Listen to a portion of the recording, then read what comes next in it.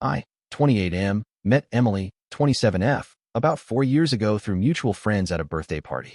She had this infectious laugh and a personality that made everyone in the room notice her. We started talking that night, and from then on, things moved fast. By month 3, we were exclusive, and by the end of the first year, we were living together in a cozy little apartment near downtown. I thought I had found the one. I won't lie, Emily had some red flags early on. She was always a little too friendly with guys, had a bunch of male best friends she constantly texted, and got oddly defensive whenever I brought it up. But I didn't want to be that controlling boyfriend, so I chalked it up to insecurity on my part. I convinced myself that trust was everything. I ignored those gut feelings, those little pangs in my stomach that said, something's off. Fast forward to about 6 months ago. Our relationship had hit a bit of a rough patch. Nothing huge, just work stress, less time for each other, that sort of thing. I noticed Emily started being a lot more protective of her phone. She changed her passcode because her phone got hacked, started going out more with her friends, and would always say, "Don't wait up."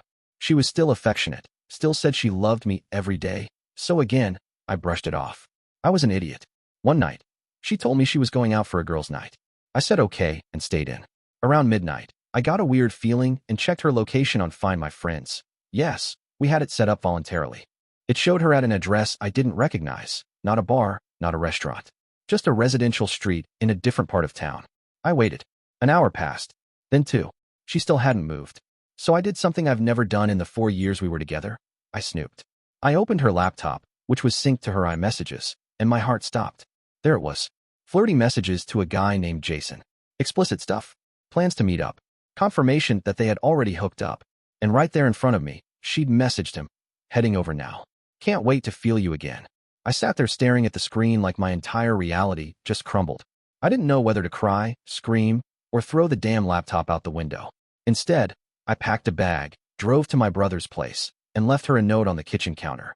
I know everything. Don't bother coming back here tonight. I'm done.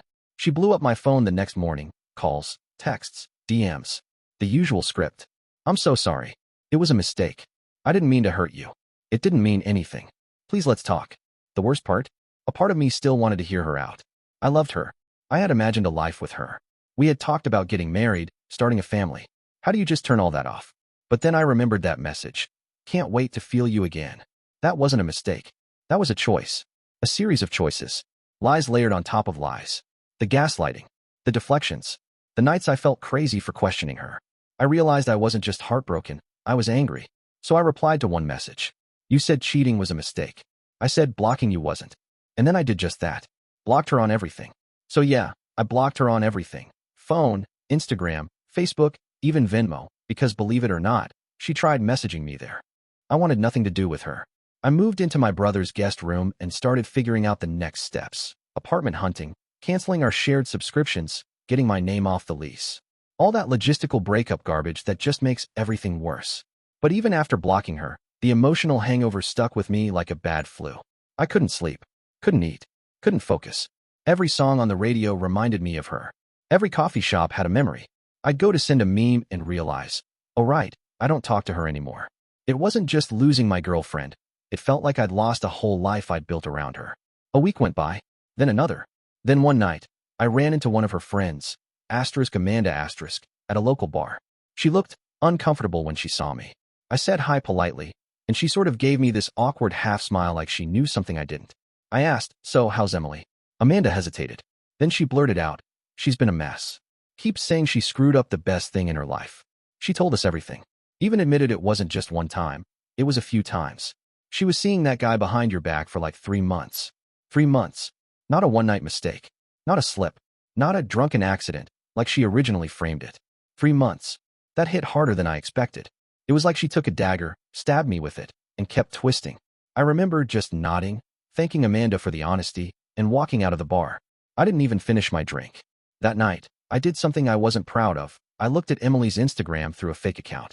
She had posted this vague story with a sad song, some quote about regret, and a black and white picture of our dog. Yes, our dog, which she insisted on keeping when we split. I saw Jason's name tagged in a photo a few days earlier. Same location she used to say was just a friend's house. The pieces kept falling into place, and each one made me feel sicker. Here's the kicker. About 2 weeks later, I get a handwritten letter in the mail. No return address, but I knew the handwriting. It was Emily.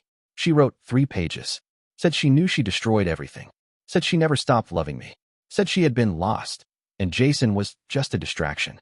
She begged for one more chance. Promised therapy, full honesty, anything. She said she didn't expect forgiveness, just hoped for understanding. I stared at that letter for a long time. And for a brief second, I felt it. That tiny pull, that voice in my head whispering. Maybe, just maybe. But then I remembered all the nights she looked me in the eye and lied. All the times I asked her if something was going on, and she made me feel like I was the insecure one. The way she let me build a future in my mind while she was out erasing it in secret. I didn't respond to the letter. I burned it. Literally, in my brother's backyard fire pit. Watched the pages curl and blacken and turn to ash. That was the moment I truly let go. Burning that letter felt freeing. Like I was taking back control of something that had been slowly bleeding out of me for months, maybe years. I had spent so long trying to be the good boyfriend, the understanding guy, the one who forgives, trusts, stays calm. And for what? To be lied to, gaslit, and replaced like I was just another temporary placeholder? I finally started focusing on me. I moved into a 1-bedroom apartment about 20 minutes from my old place. It wasn't fancy, but it was mine. I replaced every piece of furniture we once shared. Got a new mattress, new dishes, even a new toothbrush. I didn't want a single part of my life to still smell like her. Therapy helped. A lot. I didn't think I'd ever be the kind of guy to go, but honestly, just talking through everything with someone objective helped me realize I wasn't crazy. I wasn't weak. I wasn't at fault. Emily didn't cheat because something was missing in me. She cheated because something was broken in her. And the more I healed, the clearer things became. Our relationship wasn't as perfect as I had convinced myself it was. I ignored the patterns. I excused the emotional manipulation. The way she always played the victim. The way every argument turned into me apologizing for things I hadn't even done. That wasn't love. That was control dressed up as passion. Months passed. Then out of the blue, no joke, she emailed me. Apparently, Jason had dumped her. Shocker, right? According to the email, he turned out to be a completely different person and just wanted one thing. She said she deserved what she got, but still hoped I was doing okay. She added a line that made me laugh out loud. You were always too good for me. I see that now. Too good for her. Yeah, I finally believed it. I didn't reply. I didn't feel the need to. I wasn't angry anymore, just indifferent. She was a chapter 1 had already closed. I had a new job, new goals, even started seeing someone new, a girl I met through a friend. Totally different vibe. Grounded. Communicative. No secrets. We're not rushing anything, but for the first time in a long time, I feel safe. I've realized something important. Love isn't just chemistry. It's not butterflies or fate or grand gestures. It's consistency, respect. It's choosing someone every day and knowing they're choosing you back, even when it's inconvenient. Especially then. If you're reading this and you're in a relationship where you constantly have to guess if you're being told the truth, or worse, if your gut keeps telling you something's wrong and you're made to feel crazy for questioning it, run. Love should make you feel secure, not suspicious. To this day, people still ask me, would you ever forgive her? And I say this every time. She said cheating was a mistake. I said blocking her wasn't. No regrets. No what ifs. Just peace. I appreciate you watching till the end. Hit that subscribe button and stay tuned for more content.